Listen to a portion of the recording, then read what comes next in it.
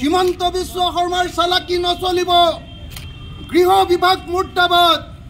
গৃহ বিভাগ ব্যৰ্থ হৈছে। গৃহমন্ত্ৰীয়ে পদত্যাগ কৰক। জুবিন গাৰ্গৰ মৃত্যুৰ CBI তদন্ত লাগিবই। জুবিন গাৰ্গৰ মৃত্যুৰ CBI তদন্ত লাগিবই। বিজেপি চৰকাৰে বাৰম্বাৰ জুবিন গাৰ্গক হত্যা কৰা নচলিব। বিজেপি চৰকাৰে বাৰম্বাৰ হিমন্ত বিশ্ব শৰ্মাই বাৰম্বাৰ জুবিন গাৰ্গক হত্যা কৰা। আপুনি ডাইৰেক্ট ফিটটো লগাই দিয়ক না, ফিটটো ডাইৰেক্ট লগাই দিয়ক, ফিটটো লগাই দিয়ক।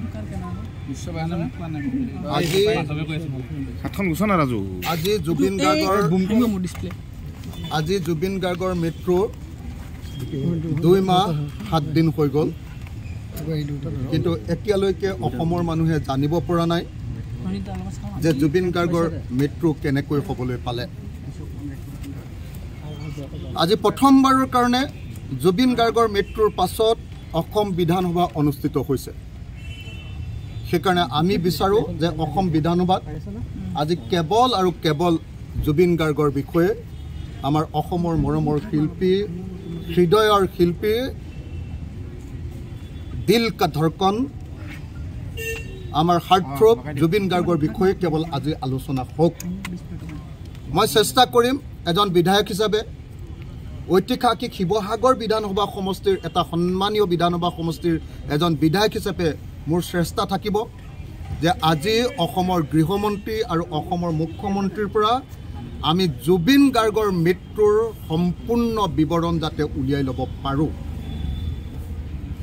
সেইদিনা 19 ছেপ্টেম্বৰৰ দিনা আচলতে জুবিন গাৰ্গৰ ক্ষেত্ৰত কি হৈছিল, শেষৰ সময়খিনিৰ দৃশ্য আমি এতিয়াও দেখা নাই। আমাক দেখুৱাব লাগে, অসমবাসী ৰাইজক দেখুৱাব লাগে শেষ পৰ্যায়ত জুবিন গাৰ্গে কেনেকৈ আমাৰ মাজৰ পৰা আঁতৰি গৈছিল। আমাক লাগে যে কাৰ দুখৰ কাৰণে জুবিন গাৰ্গে এনেকৈ মৃত্যুৰ বৰণ কৰিবলগীয়া হৈছিল, সেই কথা আজি স্পষ্টকৈ লাগিব।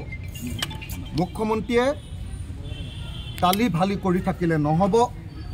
তেওঁ আমাৰ জুবিন গাৰ্গক ন্যায় প্ৰদান কৰাৰ ক্ষেত্ৰত সম্পূৰ্ণৰূপে ব্যৰ্থ হৈছে। যি সময়ত আপোনালোকে সকলোৱে জানে যে বাল্টি চোৰক ধৰিবৰ কাৰণে হিমন্ত বিশ্ব